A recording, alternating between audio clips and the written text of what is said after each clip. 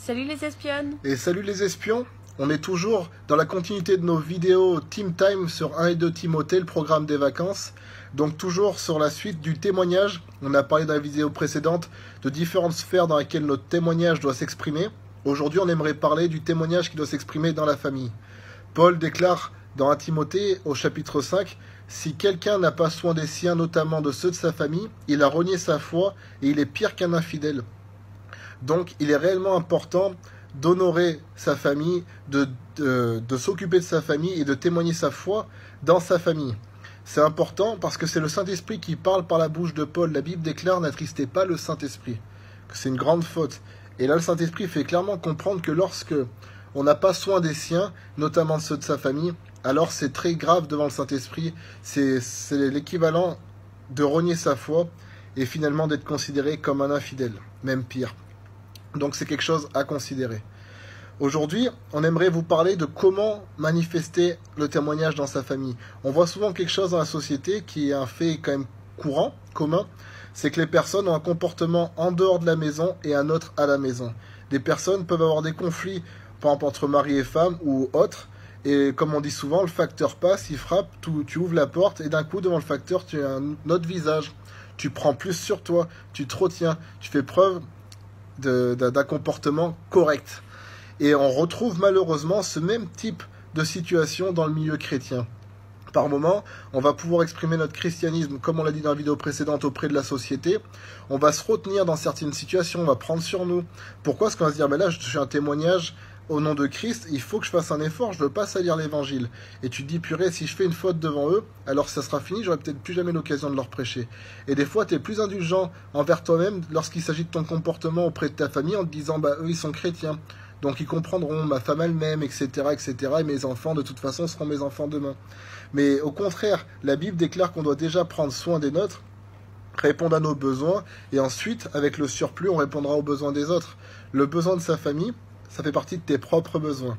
Donc tu dois avoir un bon comportement à l'égard des gens de ta famille, témoigner ta foi d'autant plus dans ta famille, dans laquelle tu as une responsabilité officielle aussi devant Dieu, parce que Dieu t'a confié cette famille à la mesure dans laquelle tu as une fonction dans cette famille.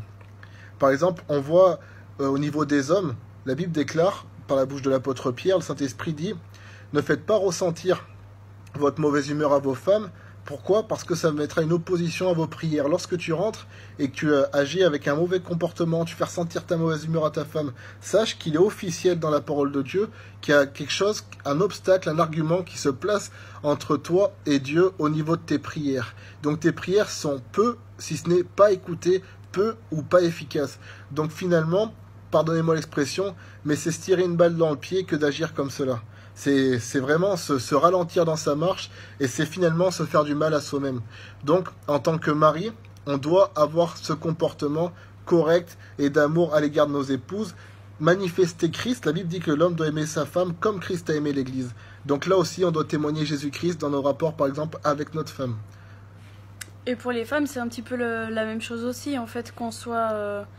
On n'est pas à faire ressentir notre mauvaise humeur ou nos petits désagréments à nos époux, à nos maris, ni à nos enfants. D'ailleurs, dans toute la famille, on doit avoir, nous, cette attitude aussi chrétienne. Ça ne veut pas dire faire comme si de rien n'était et cacher les choses, dire que tout va bien alors que c'est pas le cas.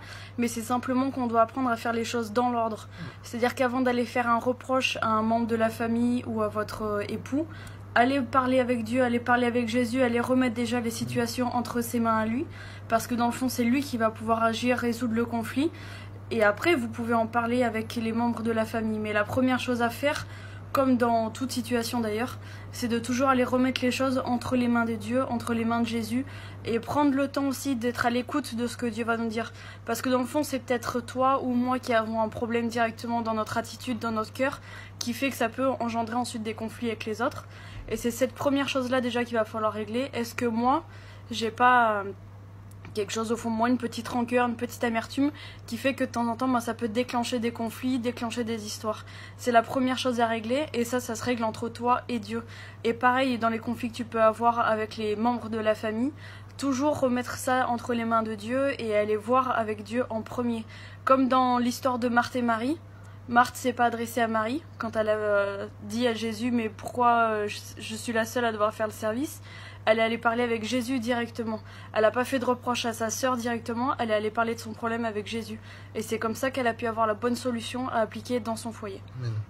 Et donc ça c'est vraiment, vraiment important à tout niveau. On parle souvent de ce témoignage, voilà, à l'égard mari et femme, mais aussi à l'égard des parents vis-à-vis de leurs enfants. La Bible déclare, parents, n'héritez pas vos enfants. Les enfants, c'est un don de Dieu. Nos enfants ne nous appartiennent pas. C'est un don que Dieu nous fait. Il les a mis sous notre responsabilité. Mais ma foi, les enfants vont grandir auprès de Dieu. On doit les former. Enseigne l'enfant dans la voie qu'il doit suivre. Quand il sera grand, il ne s'en détournera pas. C'est une grande responsabilité que d'être parent. C'est une responsabilité qui est céleste. Et on doit faire en sorte d'éduquer nos enfants. Comment? Par l'exemple. Paul déclare que Timothée est son fils selon la foi. Mais regarde bien ce qu'il lui dit. Il lui dit, suis mon exemple, sois mon imitateur comme je le suis de Jésus-Christ. Il sort plusieurs fois des choses en expliquant que Timothée doit suivre son exemple. Donc Paul est un exemple dans la doctrine, dans la parole, mais aussi un exemple dans les actions. Pour Timothée, qui est son enfant selon la foi, on doit l'être de la même manière pour nos enfants physiques. On doit être un exemple en parole, un exemple en comportement aussi. C'est une responsabilité qui, si elle est honorée, c'est une grande bénédiction. La Bible déclare que les enfants sont comme des flèches dans le carquois du juste. Si tu veux que tes flèches elles atteignent leur cible, alors il faut que tu les utilises de la bonne manière, que tu en prennes soin. Et donc, ça va aussi par ton comportement. De la même manière aussi à l'égard des parents. Ça, on le dit peu souvent, mais la Bible déclare « Honore ton père et ta mère ». Et Jésus dit que c'est le premier commandement suivi d'une promesse pour avoir une vie longue et bénie. Aujourd'hui, tes parents, tu dois les respecter. Pourquoi? Par amour pour eux. Mais quand bien même ta relation avec eux serait difficile pour X ou X raisons, tu dois les honorer aussi, pas que par amour pour eux, par amour pour le Seigneur. Parce que c'est un commandement de ton Père qui est dans les cieux. Chaque individu a une personnalité propre et une personne à part entière. Chacun porte un prénom propre à sa personne. Mais pourtant, plusieurs personnes ont le titre de papa. Aujourd'hui, ton père a un prénom, le père de ton voisin a un prénom. Pourtant, ces deux personnes, vous les appelez chacun papa. Plusieurs personnes ont le titre de mère, etc. Donc le Seigneur donne des titres. Voilà, si les hommes donnent des prénoms, le Seigneur donne des titres. Et c'est important de respecter les titres que Dieu donne. Pourquoi? Parce qu'en les respectant, on respecte le Seigneur. Il faut le faire d'une manière intentionnelle. Dire, voilà, Seigneur, des fois, avec mes parents, il peut y avoir des conflits, des incompréhensions, peut-être des choses difficiles à gérer, mais je vais les honorer. Pourquoi? Parce que tu leur as donné un titre. Si tu leur as donné ce titre de parent sur ma vie, cette autorité sur ma vie, alors je vais les respecter, parce que si tu l'as fait, c'est qu'il y a une raison. C'est que tu veux m'apprendre au travers d'eux, et c'est que tu l'as voulu ainsi, tout simplement, c'est que c'est ta volonté. Donc, je veux honorer ta volonté, je veux suivre tes commandements et te respecter. Et comme ça, tu auras une vie vraiment bénie de Dieu. Maintenant, ce qu'on partage dans cette vidéo, c'est pas fuir le conflit, c'est pas hop, j'ai rien vu. Non, c'est une gestion des conflits familiaux.